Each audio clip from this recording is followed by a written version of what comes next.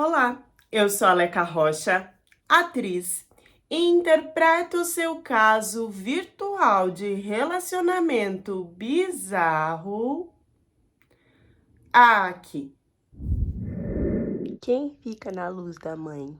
Hein, Dunha? Quem que fica, meu amor? Hoje nós vamos usar o nome da nossa seguidora Raquel, lembrando que a história não é dela, o nome é sempre fictício. Raquel, idade 24 anos, autônoma. Importante dizer que tanto eu como meu marido somos descendentes de japoneses. Nós sempre tivemos essa conexão de talvez morar no Japão, mas eu conheci ele no Brasil. Tanto ele como eu nascemos aqui no Brasil, somos brasileiros. Só que quando a gente se conheceu, a gente tinha um poder aquisitivo que foi se perdendo ao tempo por falta de controle, de muito gasto, e a gente não teve mais ajuda da família que a gente tinha no começo da relação. Então, meio que a gente começou a ter dificuldades financeiras a ponto de visualizar o Japão como um novo início para nossa vida. Só que eu tinha algumas questões ainda para resolver aqui no Brasil. Ele falou que era melhor que ele fosse na frente, porque ele queria ser o provedor, ele queria estar seguro lá primeiro para depois me levar. Ele não queria que eu sofresse com coisas que eu já estava sofrendo aqui no Brasil. Então, o combinado foi que eu aceitasse, pedisse, né, a ajuda da minha família, que a gente só teve no início. Isso foi depois de uns 4 anos de casados.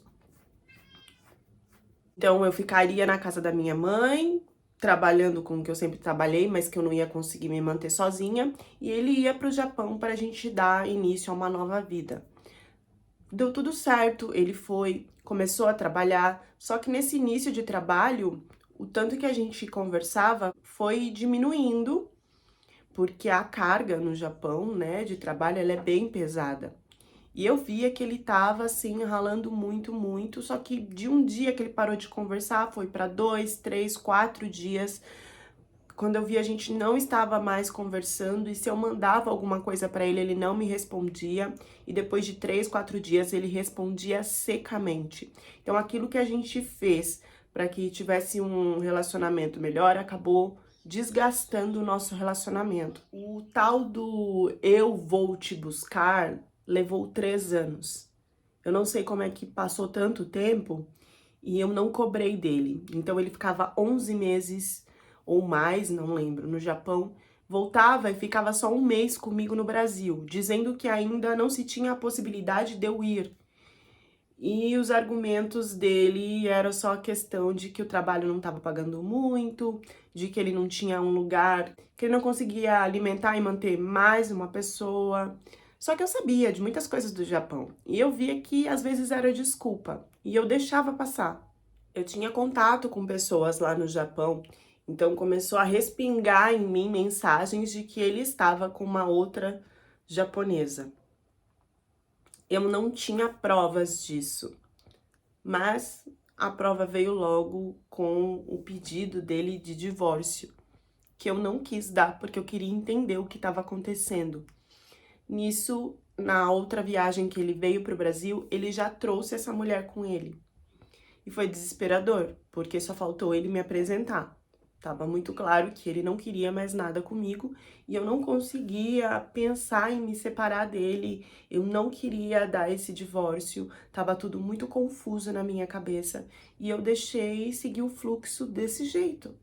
Pra minha sorte ou azar, esse relacionamento dele começou a não dar muito certo e eu fiquei sabendo por outros e não por ele de que a mulher achava que ele ia ter um crescimento por ter entrado em uma empresa boa lá e esse crescimento não aconteceu, ele foi mandado embora e ela morando no Japão queria um homem que tivesse outras condições financeiras até para ajudar ela a cuidar da família dela. E ela queria ter filhos, então teria que ser um homem provedor de estabilidade financeira, ok. Coisa que ele foi construindo aos poucos, mas que acabou perdendo e ela não estava paciente a ponto de esperar que ele se restabelecesse. Então ele levou um pé na bunda. Eu não vi esse pé na bunda como um motivo para eu me vingar, porque era o momento de eu me reerguer e falar, agora quem não quer sou eu. Mas eu não fiz isso. Eu fui pra questão de perdoar, porque Deus sempre perdoa, porque o amor, porque a construção de uma família, porque ele casou primeiro com você, escolheu primeiro você.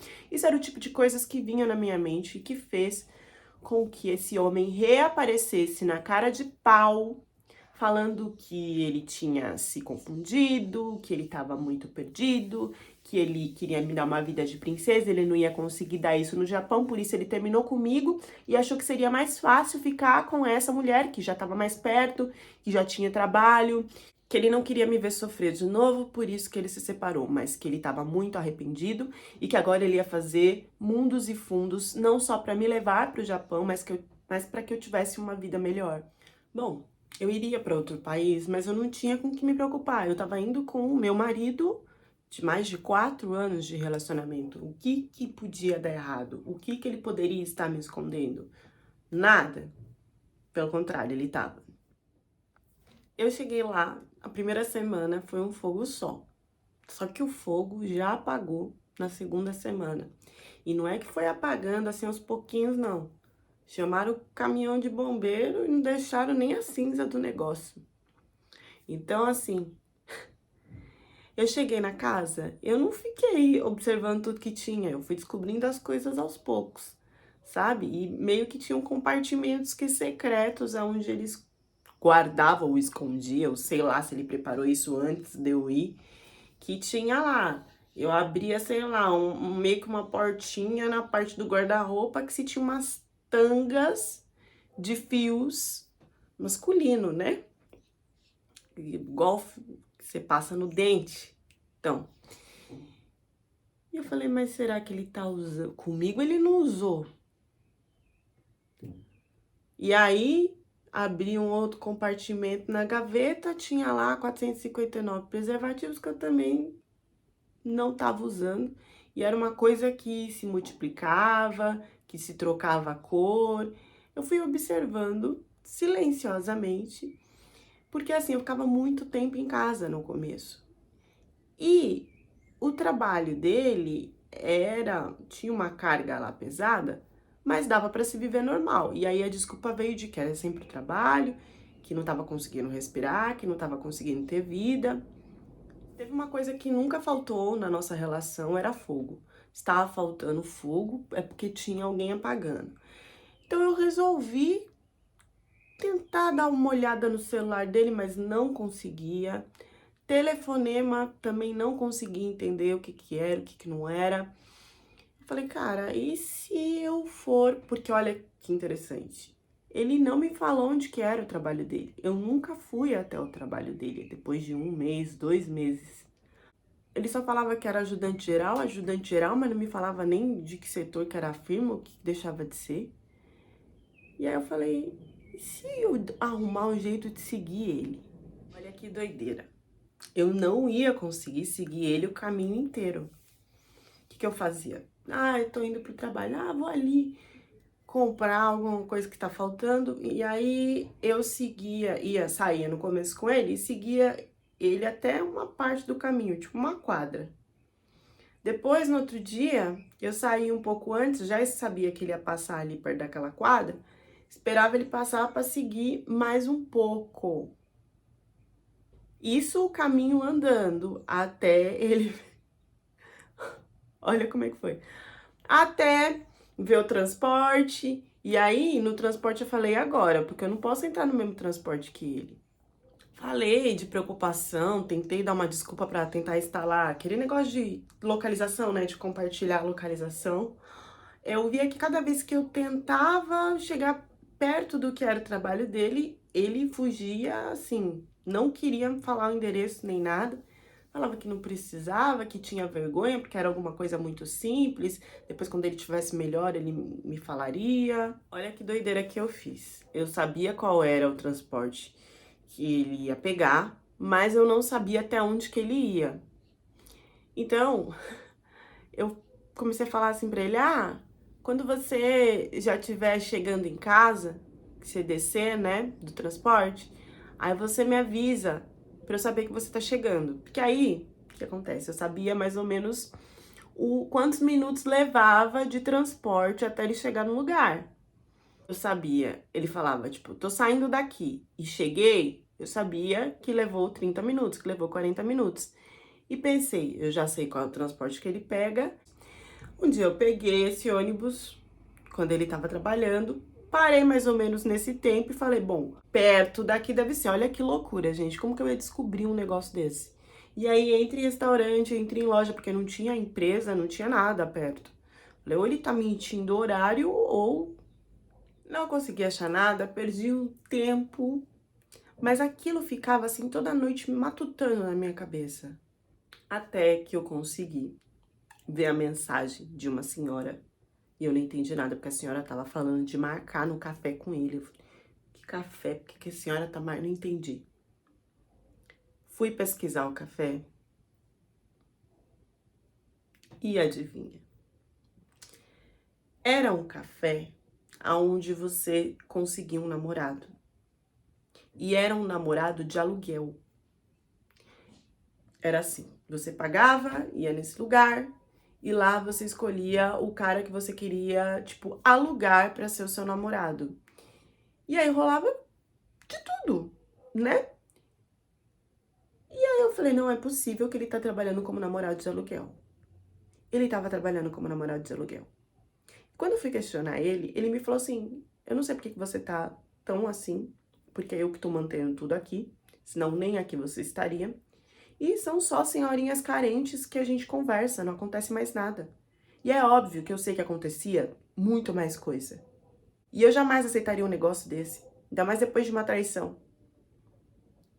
Sei que nesse enrosco, eu ainda tentei engolir por alguns dias, mas eu não engoli. E fiquei o tempo com ele só pra eu conseguir o meu trabalho, sabe? E conseguir, tipo, sair pra uma casinha, mesmo que simples, um buraquinho, né? Um apertozinho, mesmo que simples, porque não deu pra me suportar essa situação. Até porque eu comecei a pegar várias coisas e ver que conversa era a única coisa que não rolava nesses encontros com essas senhoras. Ele implorou, ajoelhou, disse que faria de tudo, que era temporário, mas sei lá, me deu um estalo e eu não quis mais saber.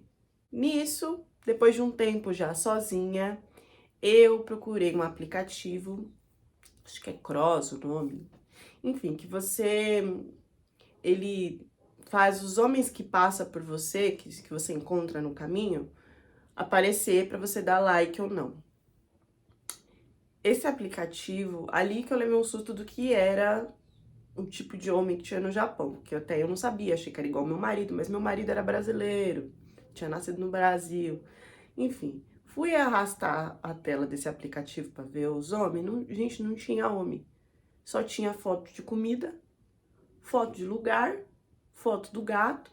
Quando tinha foto de corpo que eu clicava para abrir porque ia aparecer o rosto tava cortado. Ou então tinha um buraco no rosto, ou então eles borravam o rosto, ou colocavam um emoji no rosto, ou então colocava a máscara e o chapéu.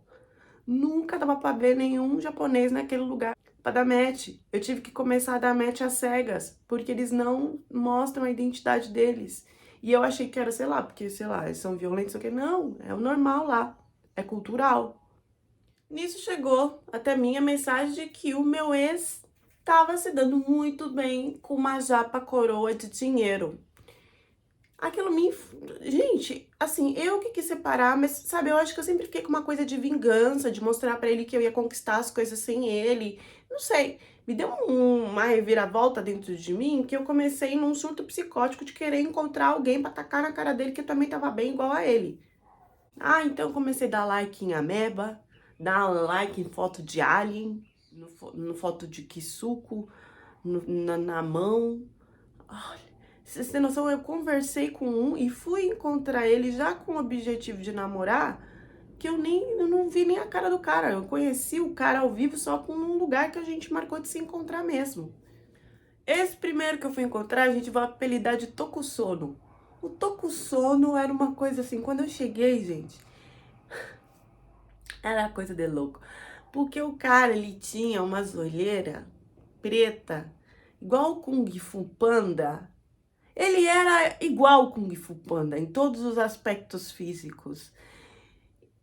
E eu não sei porque que eu me encantei com esse cara, na verdade eu acho que eu tava assim, eu preciso me encantar com alguém que eu preciso demonstrar que eu tô bem. Até rimou. E aí, minha filha, a gente conversou, mas era uma coisa que assim, ele não demonstrava nada assim, né? E os encontros foram passando, e eram uns encontros espaçados porque ele trabalhava muito e era muito ocupado. E nesses encontros que foram passando, eu resolvi falar, e aí, né? Não vai acontecer nada, por que que a gente tá se encontrando? É só pra eu comer mesmo? Não tô entendendo. E aí, do nada, esse tô com sono, virou e falou, ah, quer namorar comigo? Aí eu, quero. Olha que loucura. Eu não tinha feito nada com o cara. E aí, gente, a situação foi assim, do poço pra baixo. Porque esse homem, ele não me dava atenção, ele não tinha tempo pra mim. Era só umas coisas assim. E ele deixava claro de que ele tinha que juntar tudo que ele tava fazendo era pra família dele, não era pra mim, não. Família, mãe e pai. E que não pensava em ter família porque não ia ter dinheiro pra manter por causa da mãe e do pai que ele que tinha que cuidar. Nisso eu respirei fundo e falei, bom, eu não vou ficar mostrando esse homem pra lá e pra cá, sendo que não vai ter futuro nenhum, então eu vou separar. Separei do Tô com Sono.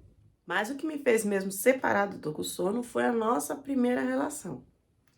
Tô com sono. Tinha o pinguilim fino. Fino igual um lápis, mas não do tamanho de um lápis, do tamanho de um giz de cera. Mas era um tamanho de um giz de cera até aceitável se ele tivesse vida.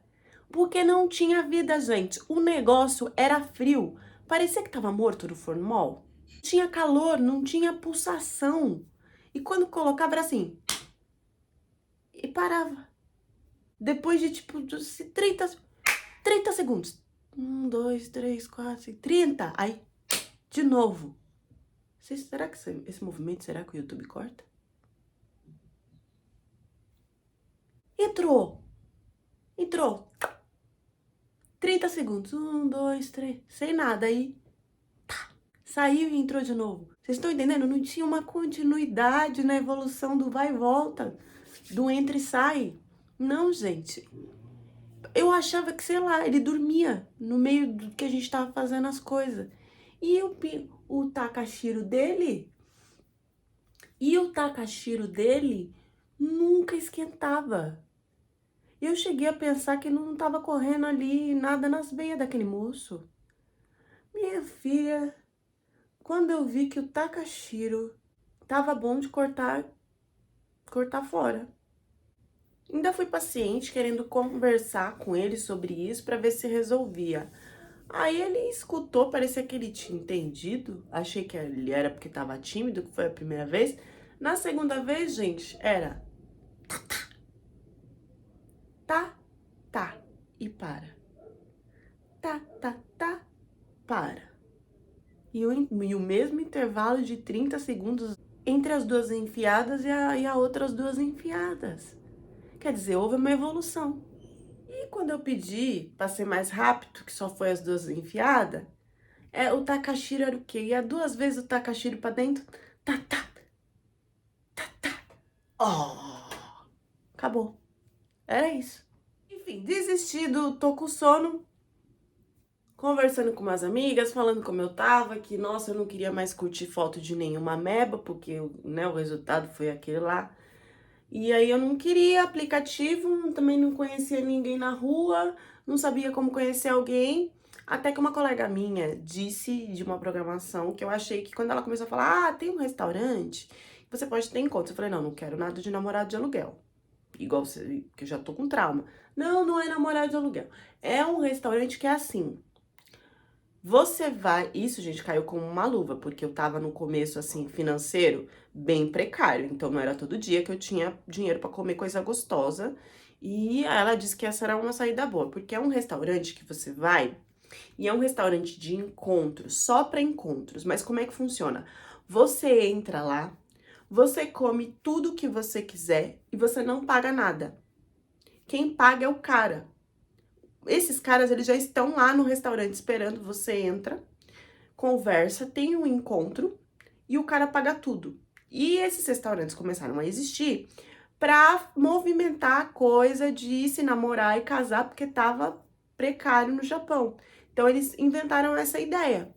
Então eu podia ir lá todo dia, toda hora, bater um papo com o homem lá, comer, ficar feliz, e se quisesse sair pro cara pagar tudo, enfim, desse jeito. Eu achei no começo que era mentira, que o homem ia querer me cobrar alguma coisa depois de tudo que eu comesse.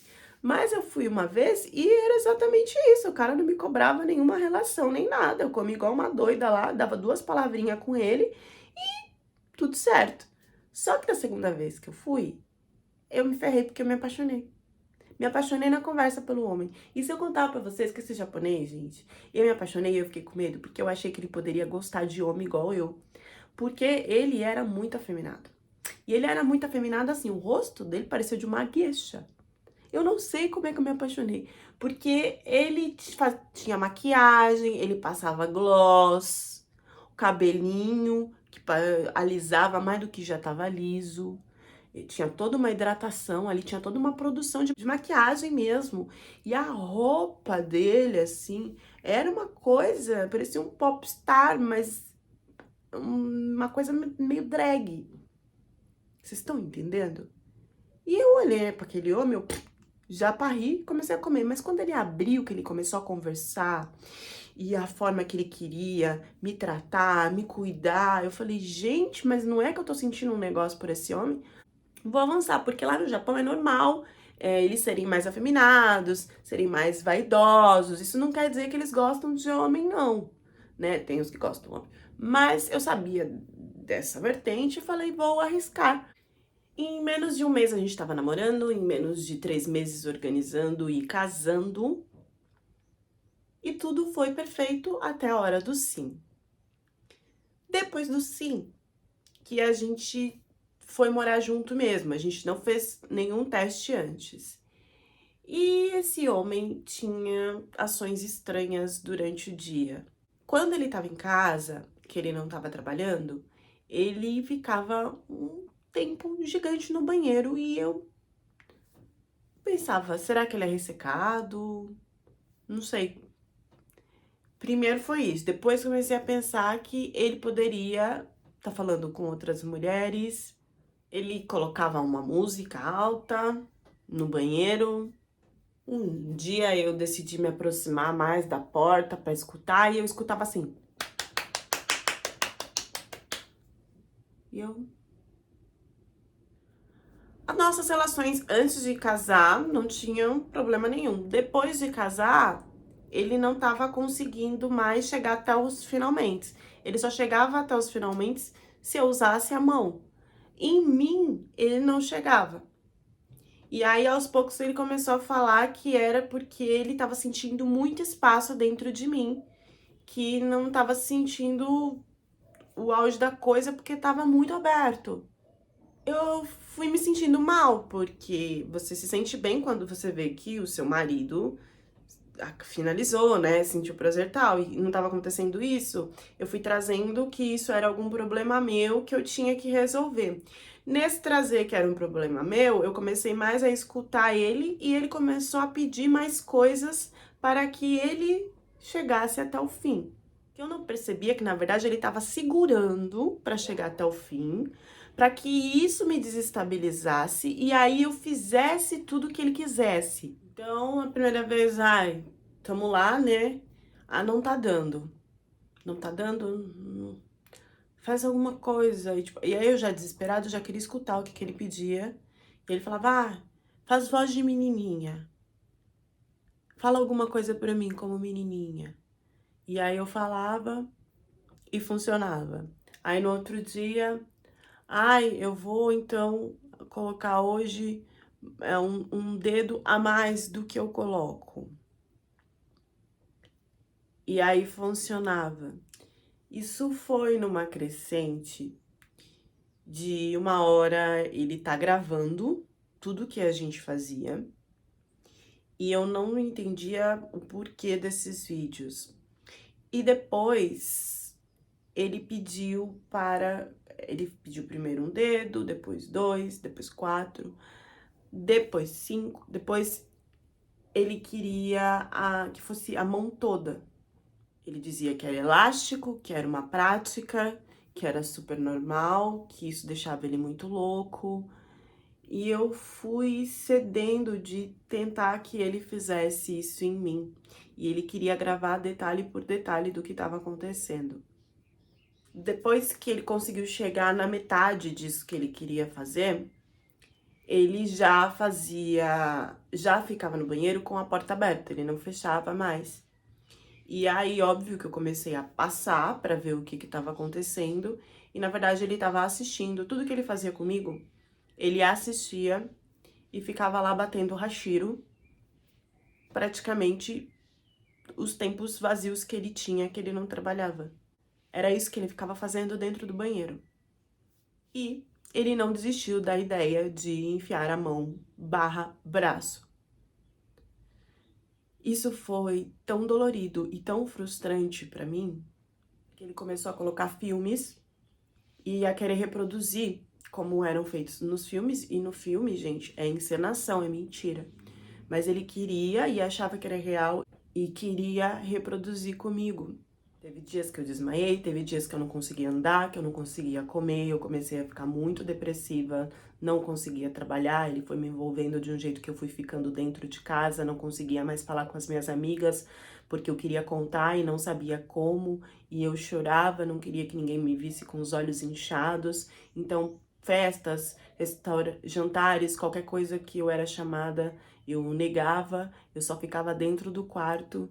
Ele não precisava nem me amarrar para fazer tudo o que ele queria, e eu não conseguia sair dessa situação. Eu só saí dessa situação quando aconteceu uma ruptura, né? Ele colocando tudo, cortou, né? Teve alguns cortes e eu tive que ir pro hospital para fazer uma pequena cirurgia. Ele não me visitou. Ele não deu nenhuma atenção, não foi saber como eu tava. Pelo contrário, né? As minhas amigas, que aí sim, ele contou que eu tava doente, que eu precisava passar por um procedimento doido, porque sabia que as minhas amigas chegando lá, elas iam saber o que tava acontecendo, enfim.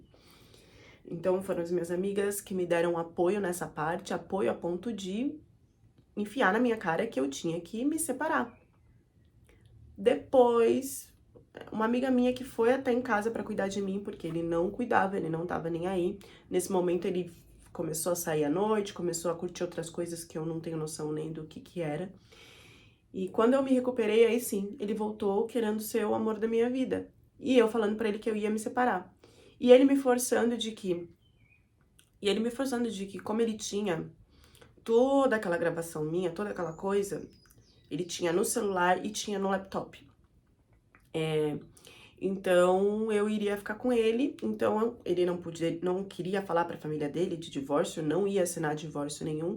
Então que a gente ficasse de um modo que é bem comum lá no Japão, de que os casais eles se separam, mas não se separam. Por quê? Eles dormem em quartos diferentes, cada um tem a sua vida individual dentro da mesma casa, mas não se assina papel de divórcio, não se faz nada. Eles continuam como um casal para a sociedade, mas na vida real, cada um tá vivendo a sua vida. Ele falou que o máximo que ele aceitaria era isso. Começou a me ameaçar, me confrontar, fazer um monte de coisa, deixar de me dar comida, porque aí eu tinha perdido o trabalho. Então foi toda uma loucura para eu me reconstruir, para eu conseguir um novo trabalho. E aguentar ele desse jeito, porque ele não queria se divorciar. E até eu conseguir um trabalho para sair dali, porque não, gente, eu não contei para minhas amigas exatamente o que aconteceu. Só uma sabia, mas mesmo assim, não tinha como ela me tirar da situação. Porque ela também tava passando perrengue com outro japonês. E aí eu tinha muito medo, porque eu tava no meu quarto e eu trancava o meu quarto. Mas às vezes, se eu deixasse a porta entreaberta, eu via que ele passava e ficava olhando. Eu tinha medo dele chegar e me forçar a fazer coisas depois do trauma que eu passei com essa cirurgia. Como foi difícil pra mim de novo fazer o número 1, sentar. Eu tive apoio da minha amiga, né, nesse tempo. Ela ia lá me visitar e cuidar de mim. Mas depois que ele voltou, ficou humanamente impossível de que eu tivesse tanto contato com ela. E eu não tinha forças pra agir. Então foi todo um tempo de recuperação, de eu ver esse homem na porta de madrugada, e eu me olhando, e o medo de que ele me estourasse de algum outro jeito, até eu levantar, procurar outro trabalho e ter o dinheiro para conseguir sair da casa. Quando eu tivesse o dinheiro, era a primeira coisa que eu ia fazer. Mas até lá eu tive que aguentar esse homem cortando tudo de mim, e ele virou aquele rapaz apaixonado, apaixonado, né? Aquele rapaz proativo do começo da relação. E aí eu tinha medo de que isso virasse algum ataque pra mim, em mim. Um belo dia eu avisei ele que eu ia sair, que não tinha como, porque eu já tinha condições para isso.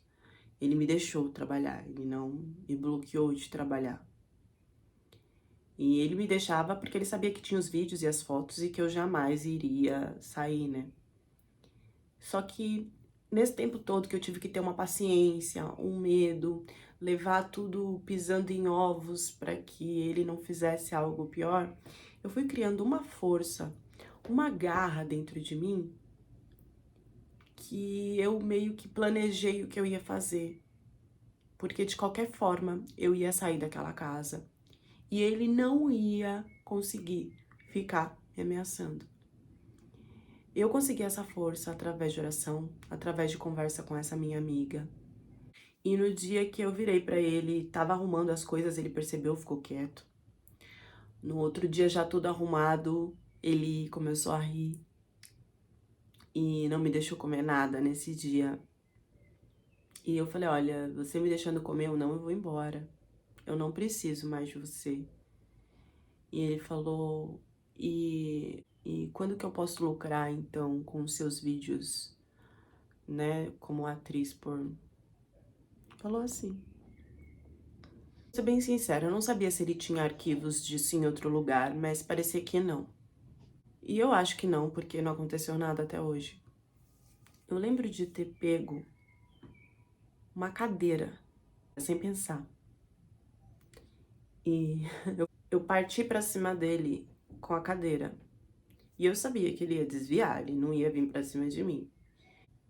Quando ele desviou, eu taquei a cadeira no laptop dele.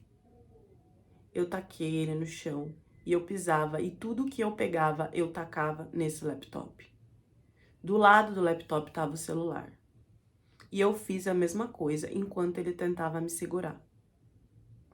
Eu acabei com tudo. Com tudo.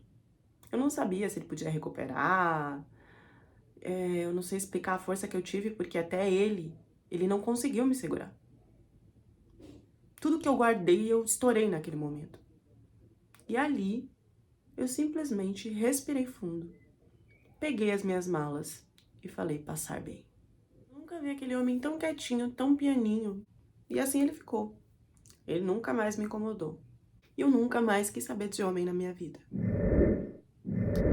Muitas pessoas só fazem o que querem com a gente porque não sabem do nosso poder. Porque a gente não sabe do nosso poder. Porque a gente dá abertura e deixa.